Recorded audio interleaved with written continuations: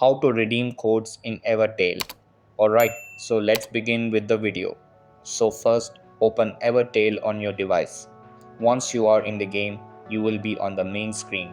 Next, tap your profile icon located in the top left corner of the screen. This will take you to your account settings. In the menu, select Settings. This is where you will manage your account and game options. Now look for the Restore Account option. Tap on it and you will see a place to enter your redeem code. Enter the code exactly as it was provided. Be sure to double check it for any typos. Once the code is entered, click Use Code. If the code is valid, you will get a confirmation message and that's it. You will now see your rewards added to your account and enjoy the bonuses. So that's basically how you can redeem codes in Evertale. And that's it for this video.